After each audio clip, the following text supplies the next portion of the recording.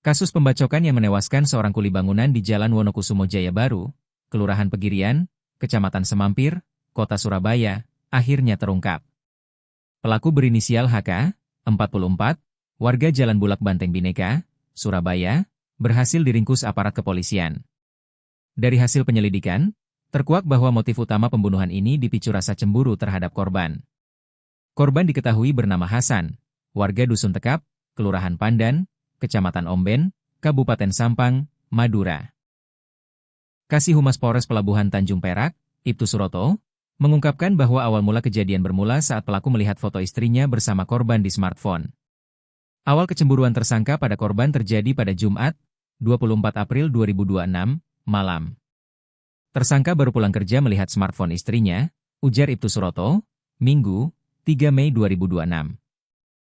Foto tersebut ditemukan saat pelaku membuka ponsel istrinya untuk mengakses TikTok, yang kemudian memicu kecurigaan dan emosi. Pelaku lacak identitas hingga tempat tinggal korban. Rasa cemburu yang memuncak membuat pelaku tidak berhenti pada kecurigaan semata.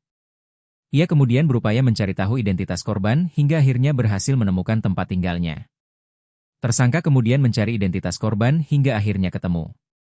Tersangka juga mengetahui tempat tinggal korban, terangnya. Tak berhenti di situ, pelaku bahkan sempat berpapasan langsung dengan korban keesokan harinya setelah pulang kerja. Menguntit korban dan susun rencana penyerangan. Dalam kondisi emosi, pelaku mengikuti korban yang saat itu sedang berboncengan dengan rekannya. Pelaku mengikuti korban hingga di lokasi tempat tinggalnya di Jalan Wonokusumo Jaya, Kota Surabaya.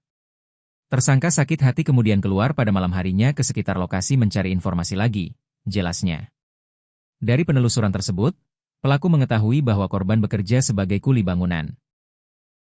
Informasi itu kemudian digunakan untuk merencanakan aksi penganiayaan.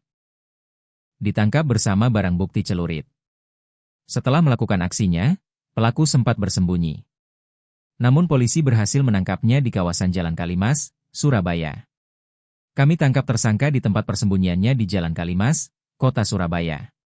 Pelaku ditangkap Kamis, 30 April 2026, imbuhnya. Saat penangkapan, polisi juga mengamankan senjata tajam berupa celurit yang digunakan untuk menyerang korban.